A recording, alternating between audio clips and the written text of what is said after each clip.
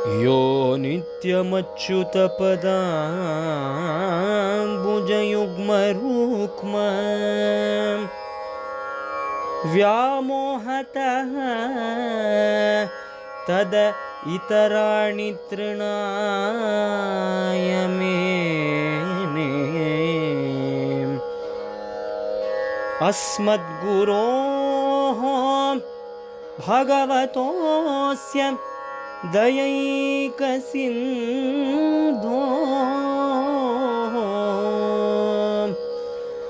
रामानुजस्य चरणौ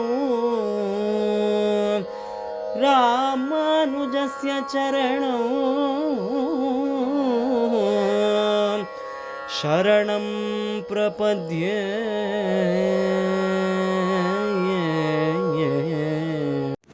ஜெய் ஸ்ரீமன் நாராயணா. நம்ம இப்போ ராமானுஜ சுவாமி பற்றி பார்த்துட்டுருக்கோம் இல்லையா. அவரோட முக்கியமான சீடர் நம்ம எல்லாருக்கும் தெரிஞ்ச அனந்தாழ்வார். அவரை பற்றி நம்ம கேள்விப்பட்டிருக்கோம் இல்லையா. ஒரு நாள் அவர் 2 வாரம் அவரை பற்றி பார்க்கலாம். ஏன்னா ரொம்ப இன்ட்ரெஸ்டிங். அவர்கிட்ட பெருமாள் எவ்வளோ விளையாடியிருக்காரு, அவரோட குரு பக்தி எவ்வளவு சிறந்தது, ரொம்ப இன்ட்ரெஸ்டிங்கான விஷயங்கள்லாம் இருக்குது. நம்ம கேட்டு ஆனந்தப்படலாம். ஒரு தடவை அவர் ஸ்ரீரங்கத்தில் தான் இருந்தார் முதல்ல அனந்தாழ்வார், ராமானுஜர சீடராக. அப்போ ராமானுஜ சுவாமி ஒரு காலக்ஷேபம் பண்ணிட்டு இருந்தார். அதில் திருவாய்மொழி 3ஆம் பத்து அதில் ஒரு ஸ்லோகம். அதை சொல்லிகிட்டே இருக்கும்போது ராமானுஜரோட சுவாமியோட கண்ணிலேருந்து தண்ணி வர ஆரம்பிச்சிடுது. ஒழிவில் காலமெல்லாம் உடனாய் மன்னி வழிவில அடிமை செய்ய வேண்டும் நாம் தேழி குரலறிவி திரு வெங்கடத்து எழில் கோள் ஜோதி எந்தை தந்தை தந்தைக்கே எந்தை தந்தை தந்தை தந்தை தந்தைக்கும் முந்தை வானவர் கோடுனும் சிந்து பூ மகிழும் திரு வேங்கடத்து அந்தமில் புகழ் காரில் அண்ணலே.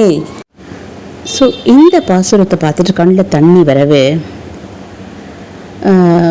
எல்லாரும் சுவாமி அழறேல், ஏன்னா ஆச்சாரியன் அழுதா எந்த சீடருக்காவது மனசு தாங்குமா? அப்போது சொன்னார், நான் திருமலையை நினச்சி அழறேன். ஏன்னா திருமலையில் தான் நிறைய பூ நிறைய கீழே விழுது. அங்கே யாரும் போக விருப்பப்படலை. பெருமாளுக்கு நிச்சயமாக ஒரு நல்ல மாலை கட்ட அங்கே ஆள் கிடையாது. ஆனால் நம்ம ஸ்ரீரங்கத்தில் நிறைய ஒரு 10,000 குடும்பம் இருக்குது. கோவில் ஆற்றுல தளிக்க கிடையாது. கோவில் பிரசாதம் தான் எல்லாருக்குமே. அதனால அவளுக்கு எல்லாம் சுத்தம் பண்ணுற வேலை தான். நல்லா க்ளீனாக எல்லாம் போய் கிறுக்கி எல்லாம் பண்ணாங்க. குடும்பத்தோட கைங்கரியம் எவ்வளோ அதிர்ஷ்டம் பாருங்கள். அத்தனை பேருக்கும் குழந்தை குட்டியோட ஸ்ரீரங்கமே ஒரு வீடு ஒரு கிராமத்தில் அமைஞ்ச கோவில் தானே, கோவிலுக்குள்ளே தானே வீடு. அந்த மாதிரி இல்லையா ஸ்ரீரங்கம் அமைப்பு. இப்போ இங்கெல்லாம் நல்ல பிரசாதம் கிடைக்கிறது, நல்ல பூ கிடைக்கிறது. ஆனால் நம்ம திருமலை அப்பனுக்கு இதெல்லாம் ஒன்றும் இல்லையே அப்படின்ட்டு வருத்தப்படும் பொழுது, அவருக்கு கைங்கரியம் யார் போய் பண்ணுவா அப்படின்னும் போது யாருமே சுகமான இடத்த விட்டு போகிறதுக்கு விருப்பமே படமாட்டா. ஏன்னா ஒரு இடத்துல நல்லா ஆகாரம் கிடைக்கிறது, சேவையும் கிடைக்கிறது, நித்தியமாக ஆச்சாரியன் பக்கத்தில் இருக்கலாம், நிம்மதியாக இருக்கலாம். Everybody is like safe zone இல்லையா. எல்லாருக்கும் சேஃப் ஜோன் தானே பிடிக்கும், நிம்மதியாக இருக்கிறது தானே பிடிக்கும். யாராவது கஷ்டப்பட விருப்பப்படுவாளா? ஆனால் பாருங்கள், நம்ம அனந்தாழ்வார் எழுந்துட்டார். நான் கிளம்புறேன்னாரு. பார்த்தா அவரோட மனைவி நிறைய மாத கர்ப்பிணி. நான் போகிறேன் அப்படின்னு சொன்னதுக்கப்புறம் நீர் தான் ஆண் பிள்ளைன்னு சொன்னார். ஏன்னா இந்த மாதிரி தைரியமாக ஒரு ஆண் பிள்ளை இப்படி தானே சொல்லுவார். கிளம்பிட்டாரு மனைவி ஆசிட்டு. ஏன் இப்போ சொல்ல வரேன்னா, அவர் திருமலையில் தானே போகிறாரு, திருமலை யாத்திரை போகிறாருன்னு நம்ம பண்ணோம் இல்லையா. ஸோ திருமலை யாத்திரையில் முதல்ல திருமலை அப்படின்னாலே நம்ம அனந்தாழ்வாரை பற்றி தெரிஞ்சுக்கணும். அதனால தான் அவர் கிளம்பிட்டார். உட்காந்து மனைவி நிறைய மாதம் கர்ப்பிணி, தோட்டம் அமைக்கிறேன்னு சொல்லி இப்போ கூட அனந்தாழ்வார் தோட்டம் ரொம்ப பிரசித்தம் பண்ணுறாரு. டிக் பண்ணி அதுக்கு மண்ணெல்லாம் எடுத்து நோண்டி அவள் மனைவி கொண்டு போய் கூட்டிகிட்டு வருவாள். நம்ம பரபிரம்மம் நம்ம பெருமாள் இதை பார்த்துன்னு சும்மா இருப்பாரா சொல்லுங்க? எப்படி இருப்பார்? சும்மா இருக்க மாட்டார் இல்லையா. சின்ன பையன் மாதிரி அவர்கிட்ட கேட்குறாரு. நான் அந்த மனைவி கிட்டேருந்து வாங்கிட்டு போகிறாரு. இல்லைப்பா, என் கார்த்திகாரை திட்டுவார். இல்லை உங்களை பார்த்தா எனக்கு கஷ்டமாக இருக்குது, நீங்கள் சொல்ல வேண்டாம், நீங்கள் கொடுங்க, நீங்கள் இது வரலையும் வாங்க, நான் கொண்டு போய் கொண்டு வரேன். சீக்கிரம் வர ஆரம்பிச்சுட்டு அவருக்கு டவுட் வந்துடுது. நீ சீக்கிரம் போறிய, எங்கே கொட்டுற நீ மன்னன்னு கேட்டார். நான் மனைவிகளுக்கெல்லாம் பொய் சொல்ல இஷ்டப்பட மாட்டேன். ஏன்னா அவர்கள் தர்ம பத்தினி இல்லையா, மனைவி பொய் சொல்லலை. இந்த மாதிரி சுவாமி ஒருத்தர் சின்ன பையன் வந்து எங்கிட்டேருந்து பிடிங்கன்னு பாரு, அந்த பையனை கூப்பிடு, இது பாருப்பா இது என் குரு சொன்ன கைங்கரியம், நீ எல்லாம் வந்து தொந்தரவு பண்ணாத, நீ போ உன் வேலையை பார்த்துன்னு போ, எனக்கு தெரியும் அப்படின்னு சொல்லி அனுப்பிச்சிட்டார். ஏன்னா என் குரு எனக்கு கிட்ட கட்டலை, நான் அது யாரோடையும் பகிர்ந்துக்கு விருப்பப்படலை அப்படின்னு சொல்லிட்டார். ஆனால் அந்த பையன் கேட்பானா, கொஞ்சம் நேரம் கழிச்சு மறுபடியும் மண்ணே வருத்தா கூட கொண்டு போய் கூப்பிட்டு வந்தேன், மறுபடியும் நீ ஏன் சீக்கிரம்னு கேட்குறாரு. இந்த மாதிரி அந்த பையன் மட்டும் வந்ததே கோபம். என்னடா நீ சொல்ல கேட்க மாட்டேன்ற, நான் தான் சொல்கிறேன்ல என்னோட குரு எனக்கு கிடைச்ச கட்டளை, நீ என்ன எனக்கு அப்படின்னு சொல்லி கடப்பாரை கையில் நோண்டின்றது கடப்பாரையை தூக்கி அடித்த உடனே அந்த குழந்தை சன்னதிக்குள்ளே ஓடிட்டான். கடப்பாரை அடித்து ஓடிட்டாரு. கொஞ்சமாவது கவலை இருக்கணும்ல, கவலையே இல்லை. அந்த குழந்தைய பார்க்கவும் இல்லை, பூ தொடுக்க ஆரம்பிச்சிட்டார். ஏன்னா அவருக்கு பூ கைங்கரியம், புஷ்ப கைங்கரியம் பெருமாளுக்கு போடணுமே நித்தியமாக கைங்கரியம் பண்ணுறாரு. உள்ளுக்குள்ளே போனால் பெருமாளுக்கு ஒரே தவடையெல்லாம், இவர் அந்த தவடையில் பட்டு ரத்தம் அர்ச்சகர்கள்லாம் பண்ணும்போது நீ போய் அனந்தாழ்வார் போய் கூட்டின்னு வா அப்படின்னு சொல்கிறார். அனந்தாழ்வார்கிட்ட முன்ன பெருமாள் கூப்பிட்றார் அப்படின்னு அர்ச்சகர் முகேன சொல்லி அனுப்புகிறார். உடனே சொல்கிறாரு, நான் வரமாட்டேன், பூ தொடுத்துட்டு தான் வருவேன். உடனே சொல்கிறார் சுவாமி, இந்த மாதிரி அனந்தாழ்வார் சொல்கிறாரு பூ தொடுத்துட்டு தான் வருவார், அவன் தொடுத்த பூவே எனக்கு வேண்டாம், முதல்ல எனக்கு வர சொல்லுங்க அப்படின்ட்டு. இது பேர் நீ தொடுக்கிற பூவெலாம் வேண்டாமா, உன்னை முதல்ல கூப்பிட்டாரு. இது பேர் அவருக்கு வேண்டும் வேண்டாம், என் குரு சொன்னார் அவருக்கு போட சொல்லி, அதனால தொடுத்துட்டு வரேன் அப்படின்னு சொன்னார். குருக்காக தான் பூ தொடுக்குறேன், உங்கள் ஒவ்வொருப்புக்கும் இல்லையா, அவர் ஒவ்வொருப்புக்கும் இல்லையா, குருக்கு தான் ஒவ்வொருப்புக்கு தான் பண்ணுறாராம். பெருமாளுக்கும் கோபம்.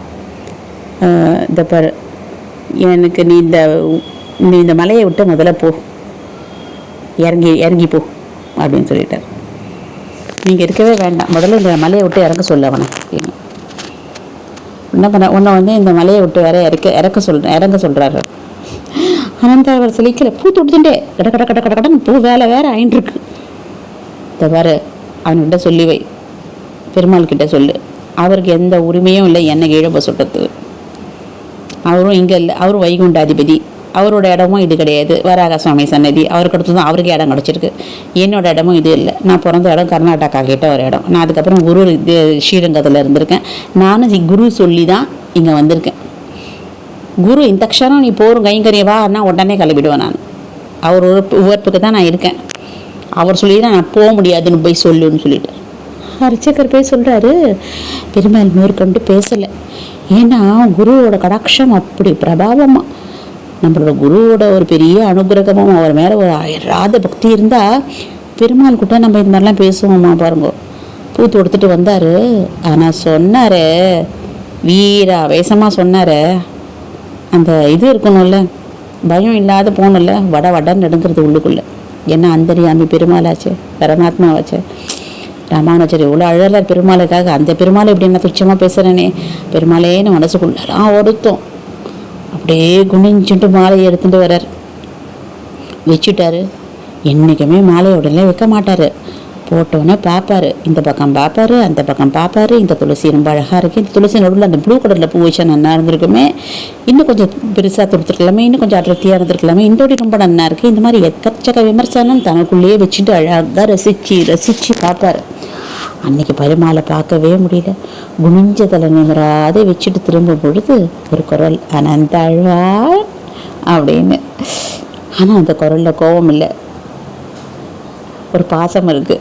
டக்குன்னு திரும்பி பார்க்குறாரு, கண்ணில் தண்ணி. பெருமாள் மேலே ஒரே கொட்டுறது ரத்தம். பெருமாளே யார் அபச்சாரம் பண்ணுறதுன்னு அழறாரு. நீ தான் என்னை போட்டு கடப்பாறையில் அடிச்சா. ஐயோ சுவாமி, நீங்கள் தானே, எனக்கு என்ன சுவாமி தெரியும் அப்படின்னு அழறாரு. சரி கவலைப்படாத, ஒரு பக்தரோட பாதத்துள்ளி எடுத்துன்னு வந்து என்கிட்ட வெயி, எனக்கு சரியாக போயிடும்னாரு. பக்தனோட பாதத்துள்ளியா? ஆமாம். ஓடுறாரு வெளியில். எல்லாரும் பெருமாளுக்கு ரத்தம் வருது, எனக்கு மண்ணு கொடுங்க, பாதத்துள்ளின்னா தன்னோட பாதத்தில் இருக்கிற மண். அத்தனை பேர் முடியாதுன்னு சொல்லிட்டேன். ஆனால் ஓடி வர்றாரு, சுவாமி யாருமே முடியாதுன்னு சொல்கிறா சுவாமி அப்படின்னு. ஏன் நீ பக்தன் கிடையாதா? உன் பாதத்துள்ளி போட்டால் எனக்கு நிற்காதா அப்படின்னு கேட்குறாரு. அப்படியா? ஆமாம்மா. இப்போ இவரும் பெரிய ஆழ்வாரும் பார்த்திங்கன்னா பொங்கும் பரிவு, எல்லாம் முடியாது. அது பெருமாள் எனக்கு தோஷம் வந்துடும், இது மாதிரிலாம் நினைக்கவே மாட்டேன், பெருமாளுக்கு நல்லதான். அதான் பார்த்தீங்களா பல்லாண்டு எப்படி படினார்.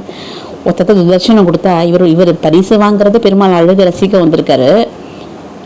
எல்லாரும் என்ன சொல்லுவா, எனக்காக பெருமாள் வந்திருக்காரு பேர் இருந்தால். ஆனால் இவர் என்ன சொன்னார், ஐயோ முதல்ல நீ கிளம்பு, எல்லாத்தையும் மறைச்சிக்கோண்ட, நீ இவ்வளோ அழகாக இருக்க, உன் சாரகத்தை மர மகாலட்சுமியை மறைச்சிக்கோ, ரொம்ப அழகு, கண்ணு பட்டுட்டு போகுது, திருஷ்டி எச்சல் பட்டு போகுதுன்னு சொல்கிற அளவுக்கு பரிவு இல்லையா, பொங்கும் பரிவு. அதுக்கு இவர் கொஞ்சம் கூட இழைச்சவர் கிடையாது.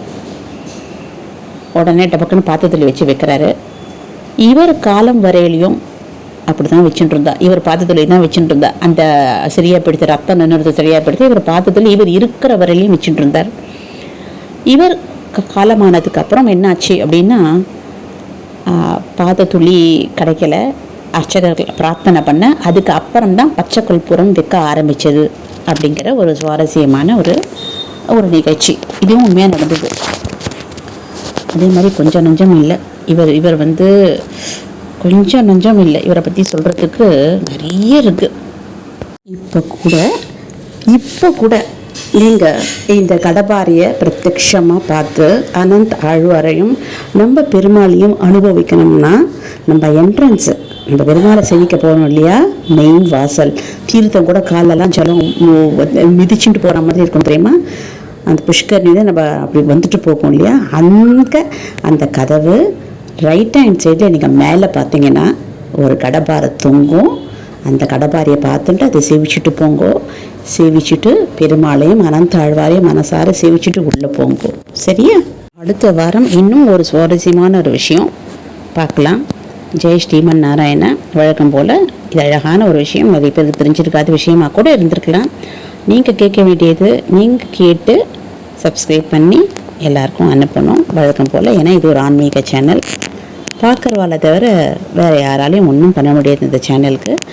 அதனால் பக்தி சேனலுக்கு உங்களால் ஆன ஒரு கைங்கரியம். கண்டிப்பாக எல்லாருக்கும் ஷேர், சப்ஸ்கிரைப் பண்ண சொல்லுங்கள். சப்ஸ்கிரைப் பண்ணுங்கள். ஜெய் ஸ்ரீமன் நாராயணா. ஜெய் ஸ்ரீமன் நாராயணா.